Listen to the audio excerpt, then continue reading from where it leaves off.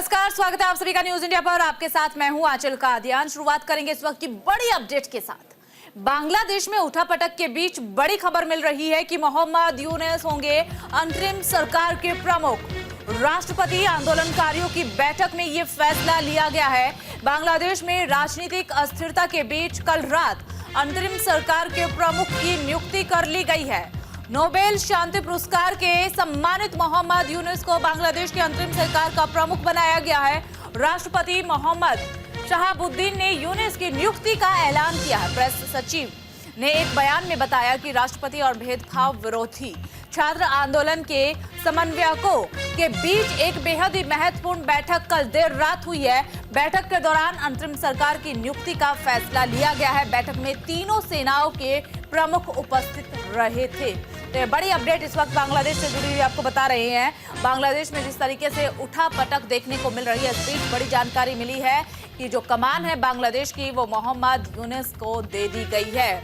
देर रात एक बेहद ही महत्वपूर्ण बैठक होती है। बैठक में सेना के तीनों प्रमुख भी शामिल होते हैं और बैठक के बाद निर्णय लिया जाता है। प्रेस सचिव की तरफ से भी ऐलान किया गया, बताया गया, जानकारी साझा की गई कि अब जो बांग्लादेश की कमान है वो मोहम्मद यूनुस को दे दी गई है। तो अंतरिम सरकार की अगुवाई जो है वो मोहम्मद यूनुस करते हुए आपको नजर आएंगे। अंतरिम सरकार के प्रमुख बना दिए गए हैं। राष्ट्रपति आंदोलनकारियों के बीच हुई बेहद ही महत्वपूर्ण बैठक में ये अहम फैसला देर रात लिया गया है।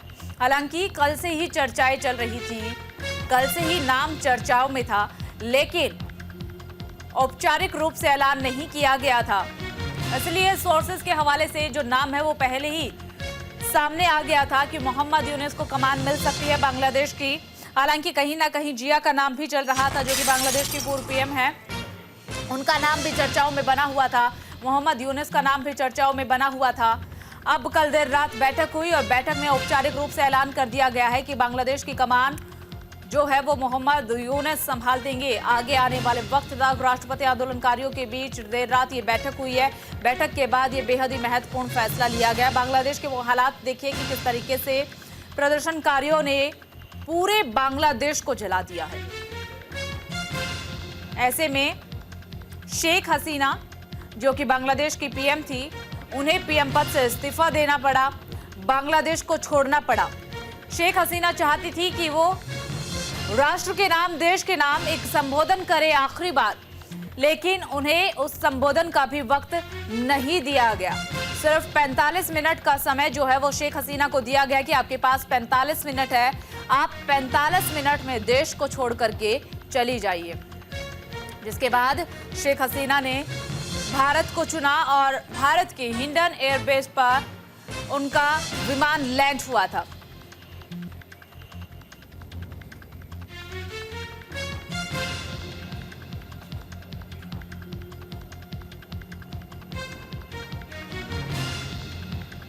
तो देखिए बड़ी अपडेट इस वक्त बांग्लादेश से जुड़ी हुई आपको बता रहे हैं। मोहम्मद यूनुस होंगे अंतरिम सरकार के प्रमुख।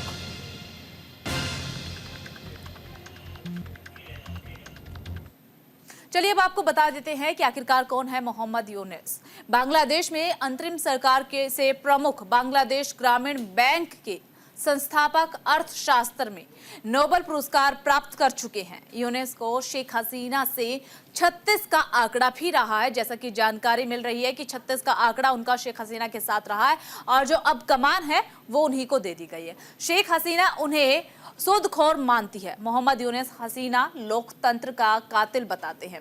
तो एक तरफ उनकी तरफ से भी बयान उनके खिलाफ दिए जाते थे एक समय पर, और दोनों ही एक दूसरे के बीच जो है 36 के आंकड़े रहने वाले थे। ऐसे में अब जैसे ही शेख हसीना ने देश को छोड़ा तो मोहम्मद यूनुस को देश की कमान मिल गई है। बांग्लादेश में लोकतंत्र बहाली में भारत मदद करे, यूनुस की तरफ से एक बयान भी जारी किया गया है और भारत से मदद की गुहार लगाई गई है। अर्थशास्त्र में नोबेल पुरस्कार के विजेता रहे हैं मोहम्मद यूनुस, जिन्हें अब बांग्लादेश की कमान दे दी गई है। अंतरिम सरकार जो है वही अब संभालने वाले हैं। कल देर रात एक बेहद ही महत्वपूर्ण बैठक होती है। बैठक में सेना के तीनों प्रमुख मौजूद होते हैं, आंदोलनकारी छात्र मौजूद होते हैं और तमाम विषयों को लेकर के बैठक में चर्चा होती है और उस चर्चा के बाद ये फैसला लिया जाता है कि अब बांग्लादेश को कोई संभाल संभाल सकता है तो वो है मोहम्मद यूनुस, और मोहम्मद यूनुस को बांग्लादेश की कमान दे दी गई है। लेकिन अगर शेख हसीना के साथ रिश्तों का जिक्र किया जाए तो दोनों के बीच का जो आंकड़ा था वो 36 का आंकड़ा रहा है। मोहम्मद यूनुस और हसीना लोकतंत्र का कातिल बताते थे एक दूसरे को। बांग्लादेश में लोकतंत्र बहाली में भारत मदद करे। जैसे ही अंतरिम सरकार की जिम्मेदारी मिलती है मोहम्मद यूनुस को, उसके बाद उनका बयान सामने आता है और साफ कहा गया है कि भारत मदद करे।